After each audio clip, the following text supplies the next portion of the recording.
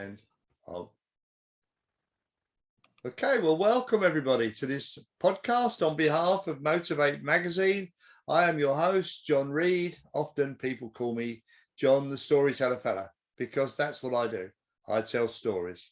And today I'm extremely happy, first of all, to show you the magazine. We did a special edition of the magazine, Motivate Magazine, which you're very welcome to subscribe to, which was aimed only at inspirational men and run by a team of ladies. That was quite a step in the right direction, I think. So our guest today, Anthony Frisina, it was in the magazine, as was I. And so it's my great pleasure to introduce you to my new friend, Anthony Frisina. Hi, Anthony. Hi, John. How are you? I'm doing all right. I'm a bit tired. And you can see from the windows, it's dark outside, you know. I'm in the UK and you're on the west coast of America, I believe. I'm in Canada, Ontario, Canada. Oh, I'm sorry. I'm so sorry. No, That's how good my geography is, Anthony. So the weather there is wintertime, is it? It is winter time in abundance, my friend. It's cold. It's windy. There's a little bit of snow on the ground now. It's not ideal weather for people with disabilities. Well, when I first moved to the Midlands, I lived just west of Birmingham, city of Birmingham, in the centre of the country, really. When I first moved here in 1980, we got snow every year without fail. And I had two young sons at the time, and we live on the side of a bit of a hill, slope really, not hills like you get. And they were just taken with the sledging down the hill. They thought this was the best thing since sliced bread. Wonderful place to move to. But now with all the global warming, we rarely get snow. And, you know, I often, making a joke of it all, I often think that global warming must be a wonderful thing, mustn't it? Because instead of going to the Mediterranean for my summer holidays, I can go to the south coast of England and get the same weather. Absolutely.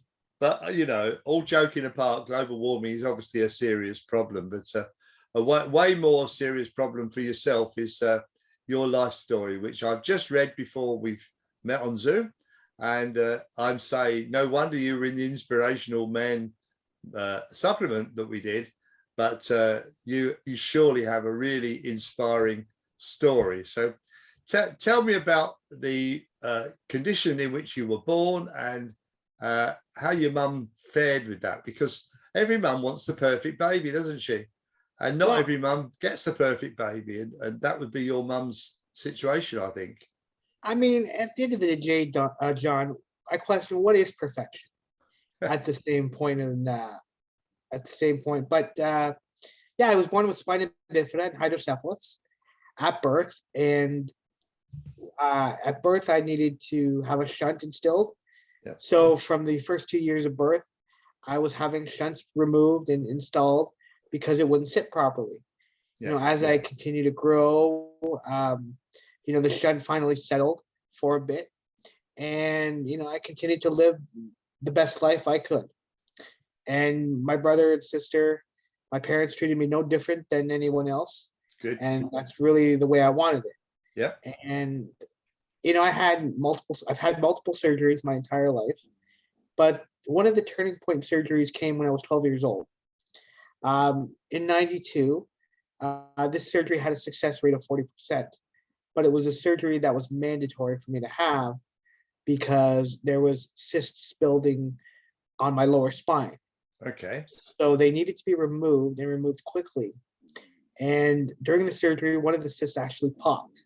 Okay. Which popped so much that the particles of the cyst that remained within the spinal cord were too difficult to remove. Right. That left me using a wheelchair thereafter.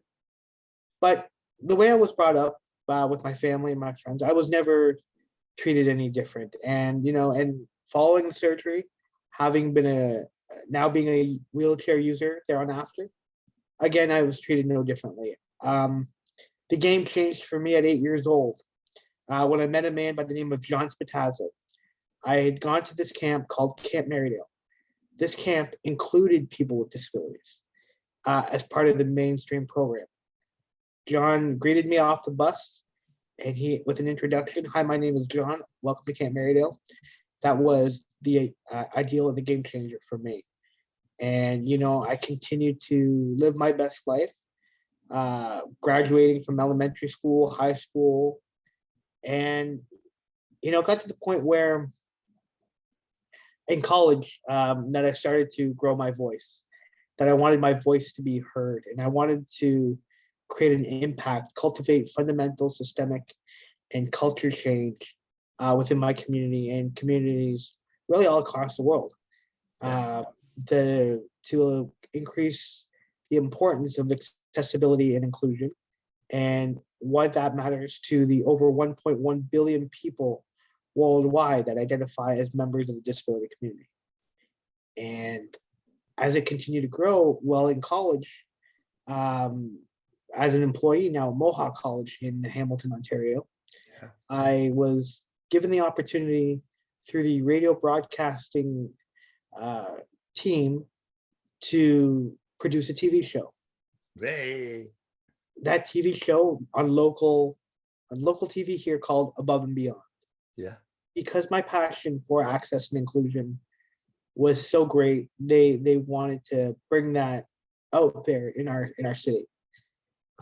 So we were granted a pilot, from a pilot to a premiere episode to finishing our third season this past year.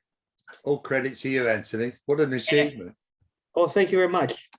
And, things just continue to evolve from there, from the first episode to receiving, and I don't mean this in a cocky or arrogant way, but I take this with humility and respect, but a congratulations for being a voice for many people whose voices go unheard with regards to access and inclusion. And that really spiraled things going forward. It's a wonderful story. And I think, I haven't been in every country in the world by any means, but I've been to a few. And my observation is that different cultures pay different respects to adversity. So, for example, I was in the Forbidden City in Beijing in China, watching a family with what appeared to be a granddad in a wheelchair. And in the Forbidden City, there are many buildings that are only accessed up a huge staircase. That's the way they were made years ago. And so when they got to the bottom of the staircase, the son went round to the front of the wheelchair and put the granddad on his back, piggyback fashion, carried him up the flight of stairs. The wife carried the wheelchair. And when they got to the top, they put dad back in the wheelchair. Now, I could no more imagine that happening in the UK than me flying to the moon. So I have them down as extremely tolerant of disabled people. Likewise, the Indian culture is very similar, where they live with older people as long as they're alive. I myself grew up with a Down syndrome cousin, and I'm extremely tolerant of anybody that's disabled. But not everybody that's white English is going to agree with that. There are going to be people out there that will cross the road and would take it terribly. So hats off to you. Do you think that the mood is changing in the country? Do you think that people are becoming more tolerant? Ideally, yes, it's a progression, and it's moving at a snail's pace. Yeah. We need to amplify the movement, and we need to continue to grow our voices to build momentum toward the change that needs to be made to include people with disabilities, whether it be in our communities, whether it be in employment, whether it be in schools, whether it be just in general. Our activities of daily living are often gate kept by a higher power that, doesn't allow us to have the quality of life that we deserve to live. And it's bothersome. I mean, you just spoke about your story where, having been carried up the stairs. I've had that happen to me. Have you? It's humiliating, really, when you think about it. Yeah, very much so. And for me, I mean, as we continue to evolve from the 80s when I was born to now, we have grown leaps and bounds. But one of the biggest quotes that I have in my talks is that I don't tout perfection, I celebrate progression. Yeah. And progression is huge when it comes to inclusion, because I really don't think we'll ever reach the summit of inclusion, only a progressive state. And I really believe that momentum is key to finding the quality of life for our best selves. I think also this adversity, this difficulty in bringing around change actually works in your favor, because it gives you a reason for doing what you're doing. It makes you think, you know what, I'm not going to put up with this any longer. I'm going to do something about it. And it makes you be the person you are, which, as I said in the magazine, you know, you're in the Inspirational Man magazine, and that's why you're there, because you are inspirational to people. You know, I have a friend here locally who is very complex disabilities, and it's all down to the way she was born. You know, unfortunately, in the birth process, her mum didn't realize at the time, but the baby was born with the cord around her neck, and as a result, she now has cerebral palsy and God knows what else. She has one of these super dupe wheelchairs and moves around, and but her brain is 101%. She's an absolute genius, and she does so much work for the people in her situation, in her community, that she's been commended for it. You know, she's just wonderful.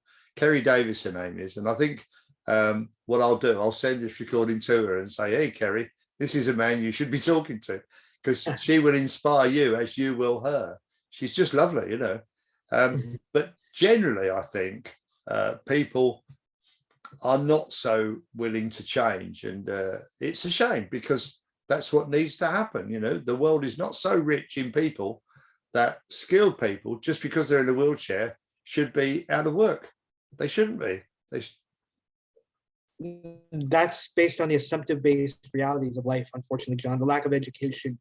And thank you for the introduction to your friend. I definitely look forward to the opportunity to meet them. Ideally, the way I look at it is those who move quick, move alone. Those who go far, take others with them. And that's about leadership and empowerment. And what I do in my community, I don't do it alone. I do it with a community that rallies around me day in and day out. You know, I have to challenge the stereotypical narrative behind what perception of disability is, perception of inclusion, perception of accessibility, to what the norm is. It's about thinking outside the box. It's about thinking strategically from a standpoint of, rather than retrofit accessibility, let's build from accessibility from the ground up. Yeah. And truly, it does get overlooked and overshadowed in various aspects. Well, I would think some physical changes you could make to buildings and transport systems and so on could only be built from the ground up. You know, when you, for example, we have great difficulty with wheelchairs accessing railway trains in the UK. And they have made improvements over the years, but 9 times out of 10, you need to have some small ramp, and you need to have a guard there working on the platform to help you get the wheelchair on, at least to put the ramp in position. But there's nothing to stop them designing a train where the platform is the same height as the train. And you could ride your wheelchair directly into it. So absolutely. I don't know why they don't do it, but they haven't done in the past. We're only now building houses that are multi-generational, in the sense that if and I'm talking about social housing really, if a wheelchair user were to rent the property, the staircase would be wide enough to get the electric chair going up and down the stairs. And how basic is that? You know, if you've got no way of getting upstairs and you're a wheelchair user, you might as well live in a bungalow, mightn't you? Or a flat or something. It's silly. The reality is we do complicate a lot of the simple things in life. And that's part of the frustrating part of what many people with disabilities face. You know, and having the lived experience of people with disabilities in levels of government, higher levels of business. You know, we hire CFOs in our bigger business, CEOs, COOs, but what about a COO, a Chief Accessibility Officer? Yeah. What about hiring a director of intersectionality so that we look at accessibility and inclusion from a proactive approach rather than a reactive approach? You think they don't do it because they don't think of doing it. Exactly. And then there's that mindset behind how much is this going to cost us? What is our return on investment behind that? It's, your return on investment is invaluable. According to the Rick Hansen Foundation in Canada here, the cost to build a new building with accessibility in mind is 1% more than the actual cost of the building, rather than to retrofit accessibility into an existing build is significantly more. Of course. And you need to get the mindset. That's where your TV program comes in. You're running effectively an awareness campaign, are you? Absolutely. I mean, Above and Beyond has grown leaps and bounds. I mean, I've created the brand now that I'm an international speaker. I'm an author. I've created my own book entitled Above and Beyond as well, which is essentially a memoir of my life story to date. Okay. And it's written in a chicken soup for the soul kind of mindset, that has very short stories, but impactful stories. And every single chapter is preceded by a quote to help get the reader in the mood for what they're about to read within that chapter. Okay. And then, I have plans to start a podcast myself. Yeah. Of the same name. I've got plans to write a children's book because that's really where it starts. Teaching our children, teaching our kids about treating everybody equally and with respect and dignity. And, the whole thing about the brand Above and Beyond now is about leaving a legacy that when I'm no longer on this earth, of greater access and greater inclusion, and people don't have to fight the fights that I currently fight to promote access and inclusion. A lot of it tangibly, intangible as well. And I fight these fights in my community and elsewhere to help create that momentum for that next generation to be the bearers of this greater access and greater inclusion.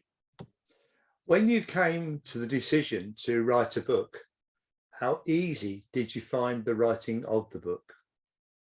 Well, this is an interesting story, John. It's about a 5-year process for me.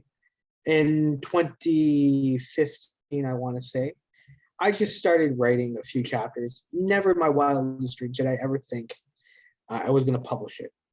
Come 2020, a friend of mine, Tom Campbell, who resides in Canada like me, and who's about an hour away from where I live, has his publishing company, who's written a book as well. Okay. And I showed him the manuscript, and he was like, "Your story needs to be heard." And the story wasn't complete from what I had written. There was a little bit more that I wanted to add to it. But with his inspiration and with his motivation, I was able to finish the book and publish it officially early this year.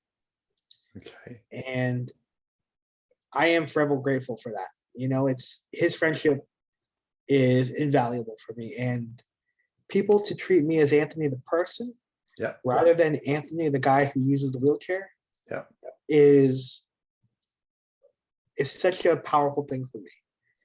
Well, I couldn't and wouldn't treat you anything other than 100% normal because that's the way I am. But I say not everyone's like that, are they? No. I go into a cerebral palsy group here in Birmingham, as I said previously, and I play the music and tell them stories. And they're mainly younger people, under 35, say. And many are non-verbal. They can't speak. They can make a bit of a noise. They've got mobility problems. They're in electric wheelchairs, but the music starts and away they go. They go whizzing around this room in a wheelchair, and I go and dance with them. Now I can't dance, but I can dance well enough with a wheelchair user. No trouble at all. The one lady who I just love it a bit, her name is Vicky. She not only has an electric wheelchair, but it has a tray in front of it, so she can eat her meal off it rather than get out of it. And I use that as a drum, and I bang on it and play with the music and dance around the room. And to be honest, Anthony, I'm enjoying it as much as she is. And a couple of years ago, I did a little bit of stand-up comedy to raise some money for Cancer Research UK. And Vicky and her sister, who is a carer, came along and sat at the back of the theatre and watched me do my 5-minute stand-up routine. And she was the first person I went to after the show to say, "What do you think, Vicky?" And she can't control her limbs. She certainly can't speak. She can wobble her head. She's lovely, but you can tell what she's trying to say. And her brain is 100%. She understood all the jokes, all the stories, you know. So I know the pleasure I get from dealing with disabled people. And it's really difficult for me to understand why others don't get the same pleasure. Yeah, a voice comes in many ways. You know, many people have a lot to say in their own way. And I appreciate that, John. And I appreciate the fact that stand-up comedy is your thing. I mean, I tried stand-up comedy once, but it didn't go so well. So I refer to it now as sit-down comedy. Because I've come to that. I mean, really, I mean, I've had to alter it a bit, but I mean, one of my biggest jokes per se is standing is overrated. I mean, that's what they tell me. So, I mean, yes, there's that humble side to me as well. Like, I mean, if you can't make fun of yourself, who can you make fun of? I think you can, and I think I do, Anthony. One of my favorite ones is the simple fact that I tell the audience that my wife and I are celebrating 7 happy years of marriage. And actually, out of 49, that's not too bad. That's about 1 day a week. Hey, I was going to say, were you born or would you get married on February 29th? No. I married my second wife 38 years ago, this coming January. So there's nothing going to change there. But, you know, if you've got a happy outlook on life, as you clearly have, and I'd like to think I have as well, then anything's possible. Anything is possible. I mean, you have to really just think outside the box. Yeah, of course. Just keep going. Keep smiling. Absolutely. Superb. So listen, what a pleasure to talk to you, sir. Absolutely wonderful half an hour. So thank you so much for that, Anthony. I'm going to close now by saying cheerio and thank you. But yes, keep on doing what you're doing, Anthony, because I can tell you, you're helping a lot of people. And this evening, you've made one old man very happy, namely me. And likewise. And I just want to conclude by saying, John, that my mentor, Rick Hansen, states, if you believe in your dream and have the courage to try, anything is possible. I think he's right. He's absolutely right. Thank you so much, John. I appreciate it. Not a problem. Cheers for now. Take care now.